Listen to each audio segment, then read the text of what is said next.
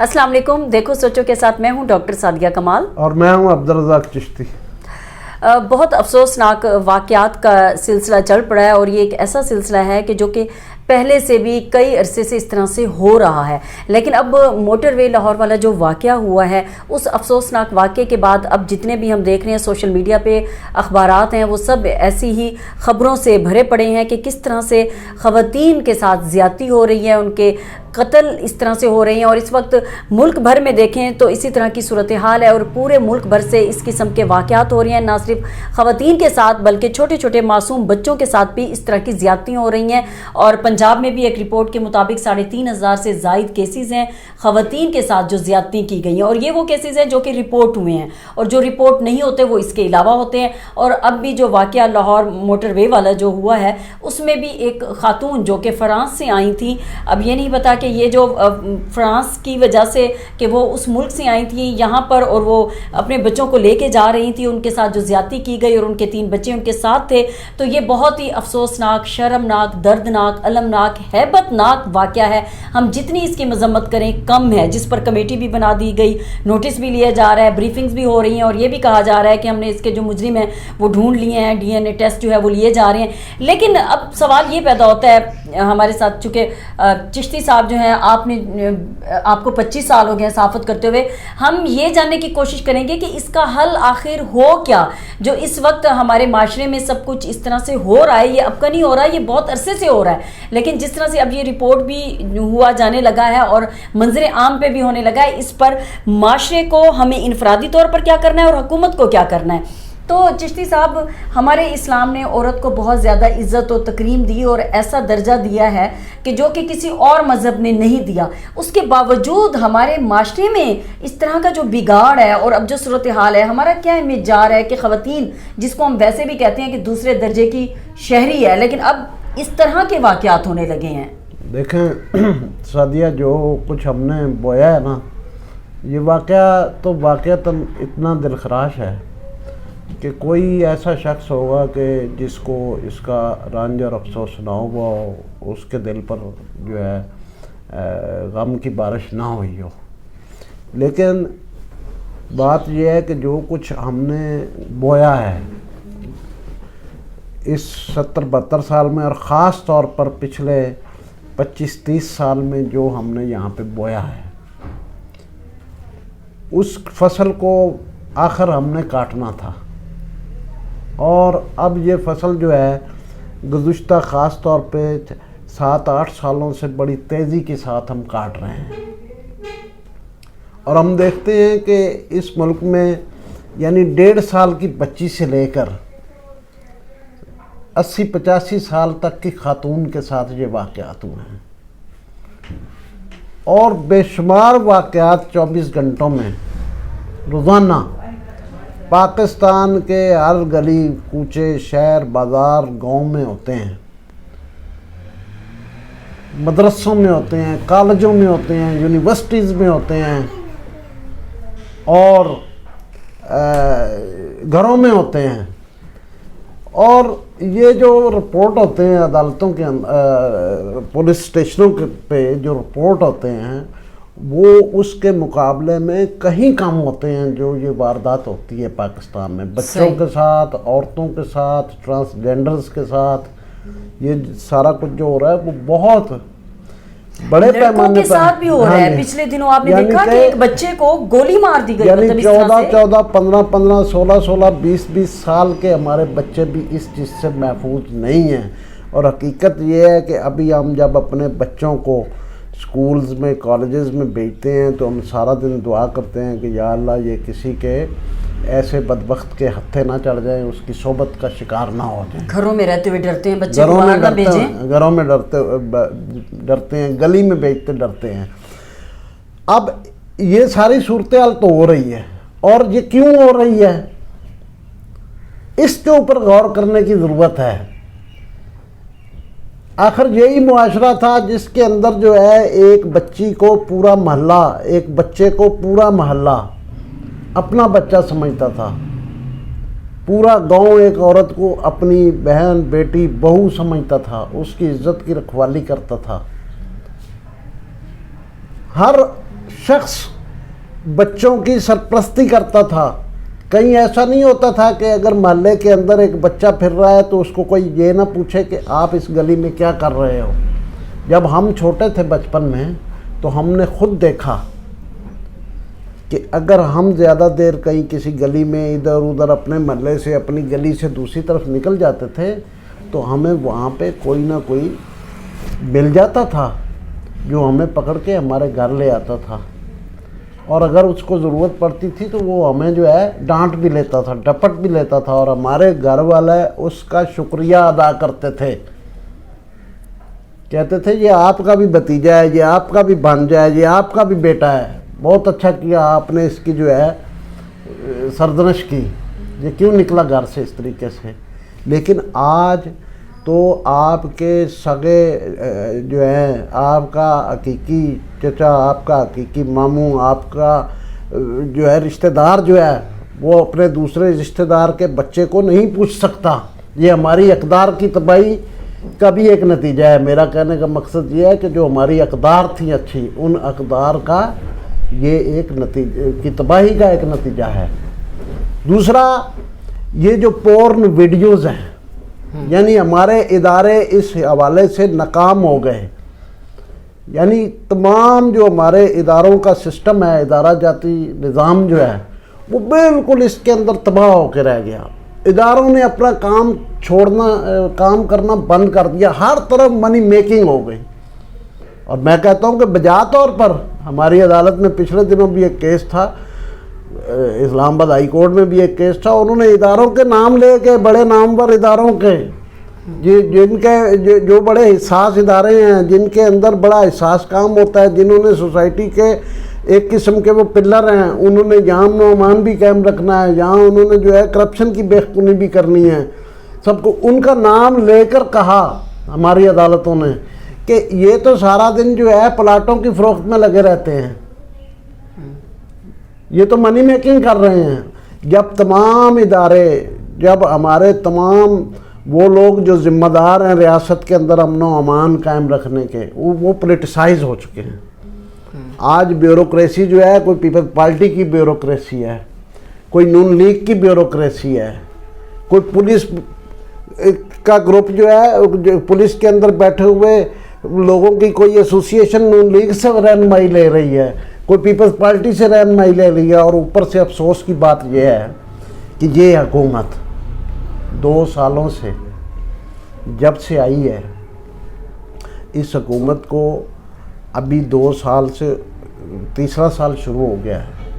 ہم یہ نہیں کہتے کہ اس حکومت کو آتا ہی یہ جو ہے یہ جتنے بھی تجربہ کار ہوتے, جتنے بھی اہل ہوتے, ہم یہ توقع نہیں رکھتے تھے کہ یہ آتے ہی ایک دم سے پورا سینیریو چینج کر دیں گے. لیکن یہ کہیں سے ابتدا کر سکتے تھے, انہوں نے ابتدا بھی نہیں کی. اور ابتدا نہیں کی. دیکھیں اب قصور واقعات ہوئے اور جو زینب پہ لاء بھی بنا, تو میری بات پاکستان تحریک انصاف کی عظمیٰ بخاری ہیں, ممبر قومی اسمبلی, ان سے بات ہوئی, انہوں نے کہا کہ یہ تو کہا گیا کہ اس قسم کے جو لوگ ہیں, دیکھیں بیسیکلی تو جو آپ بات کریں اقدار اور روایات ہیں, اور یہ ایک پدر سری سوچ ہے. وہ پدر سری سوچ ہماری عورتوں میں بھی پائی جاتی ہے. یہ صرف نہیں ہے کہ مردوں میں ہے کہ آپ نے عورت کو کس طرح سے کمتر اس طرح سمجھنا ہے. اب وہ جو ممبر قومی اسمبلی عظمیٰ بخاری ہیں, انہوں نے بتایا کہ اس طرح سے جب زینب واقعہ ہوا تو یہ لاء بنانے کی کوشش کی گئی. جو لوگ اس طرح سے بیمار ہیں ذہنی طور پر اور وہ اس طرح کے واقعات کے مجرم ہوتے ہیں, تو ان کو سر عام پھانسی دے دی جائے. جو کہ اب تک آپ دیکھ رہے ہیں 3 دنوں سے جتنے بھی لوگ ہیں, ایون کہ جماعت اسلامی بھی, وہ بھی اس نے بھی یہی کل سٹیٹمنٹ دی ہے کہ سر عام پھانسی دے دی جائے. تو اب انہوں نے کہا ہے کہ پھانسی کے لیے ہمیں انٹرنیشنل پریشر ہے, ہمیں انٹرنل پریشر ہے, اور بہت ساری جو ہیومن رائٹس کی کرتا دھرتا جو تنظیمیں ہیں وہ بھی کہتی ہیں کہ ایسا نہیں ہونا چاہیے. تو اب یہ بتائیں کہ حکومت کے لیے بھی ایک چیلنج بن چکا ہے, حکومت کیا کرے, کس طرح سے راہ ڈھونڈے. دیکھیں ہمیں ایک فیصلہ کرنا ہوگا کہ کیا ہم مسلمان ہیں. اگر تو ہم مسلمان ہیں اور ہم کہتے ہیں پاکستان مسلمان ملک ہے, اسلامی ریاست ہے, تو پھر ہمیں اللہ اور اللہ کے رسول کے بتائے ہوئے جو نظام ہے اس کے سامنے سر جھکانا ہوگا.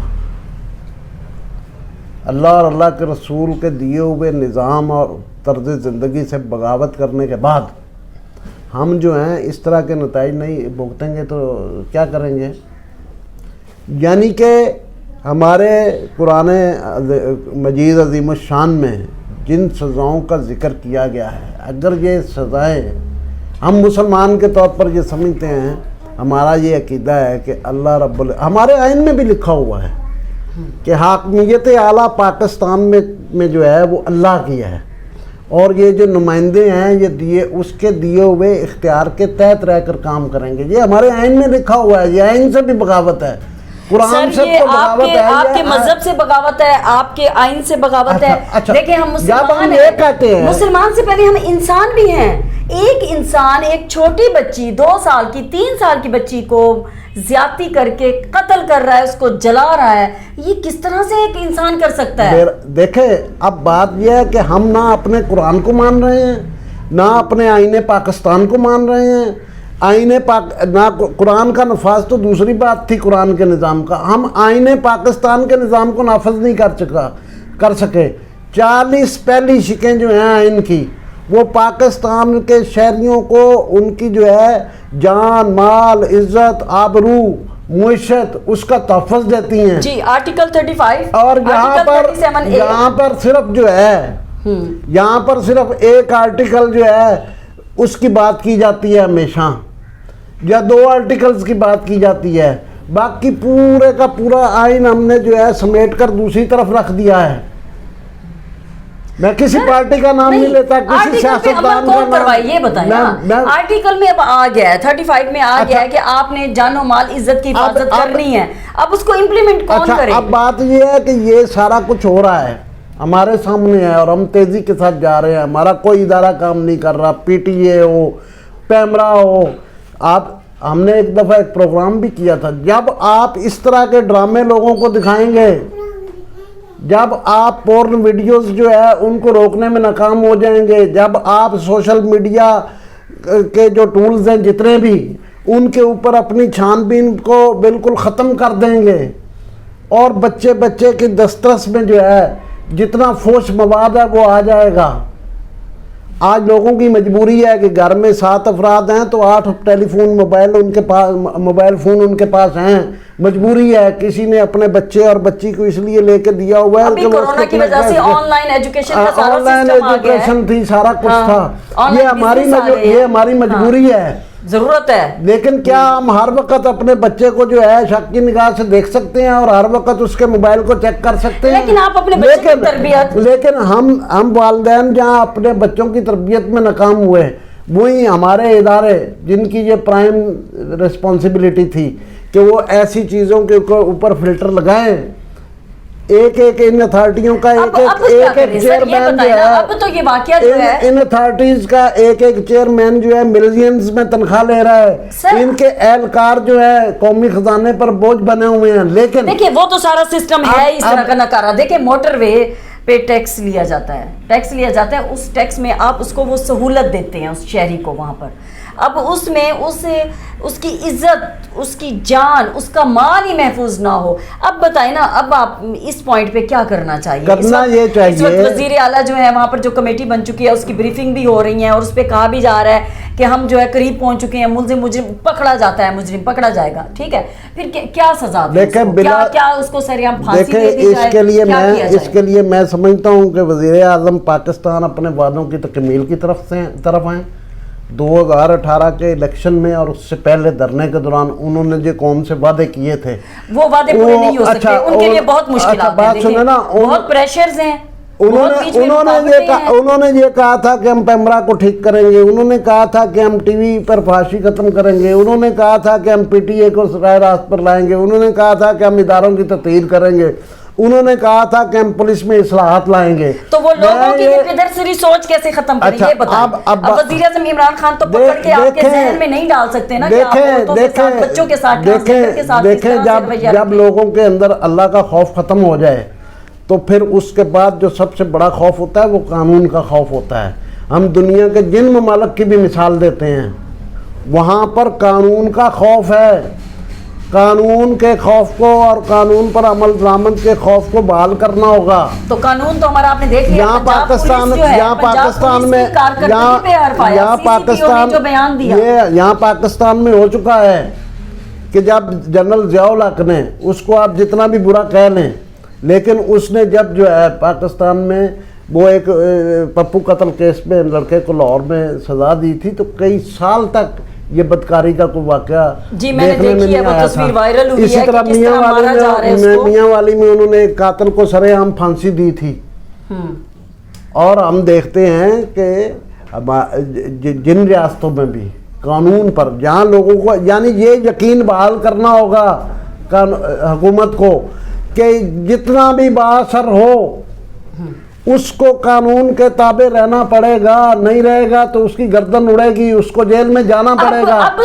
لیکن ہمارے یہاں کیا ہوا، اب مجرم یا ملزم باثر نہ ہو، اب جو وکٹم ہو وہ باثر ہو تو اس کی بات سنی جائے گی. یعنی کہ یہاں تو یہ ہوا ہے کہ تمام تر داموں کے باوجود ہماری ریاست نے ایک سزا یافتہ مجرم کو، اس کو سزا غلط ہوئی یا صحیح ہوئی، لیکن اس مجرم کو ہم نے ابھی سال پہلے ہی بڑی شان و شوکت کے ساتھ باہر جانے دیا، اور آج وہاں پہ وہ جو ہے سیریں کرتا پھر رہا ہے. تو اس لیے ہمیں جو ہے اب لوگوں کے اندر یہ یقین پیدا ہو گیا ہے کہ جرم کرو آپ کو کوئی پکڑے گا نہیں، اور اگر آپ کو پکڑ بھی لے گا تو آپ کو پولیس چھوڑ دے گی، پولیس نہیں چھوڑے گی تو عدالت چھوڑ دے گی، عدالت نہیں چھوڑے گی تو اس سے بڑی عدالت چھوڑ دے گی، اس سے بڑی عدالت چھوڑ دے گی. ٹھیک ہے، یا کوئی نہ کوئی صدر، کوئی نہ کوئی وزیر اعظم ہمارے اوپر رحم کھا جائے گا.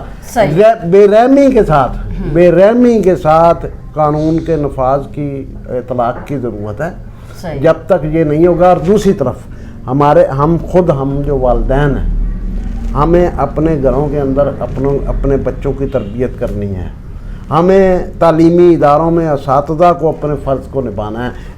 اب اگر دیکھا جائے تو یہ پورے معاشرے کی ناکامی ہے، یہ اساتذہ کی بھی ناکامی ہے، یہ علماء کی بھی ناکامی ہے، یہ قانون نافذ کرنے والے اداروں کی بھی ناکامی ہے، یہ حکمرانوں کی بھی ناکامی ہے، یہ سیاسی جماعتوں کی بھی ناکامی ہے، یہ مذہبی جماعتوں کی بھی ناکامی ہے.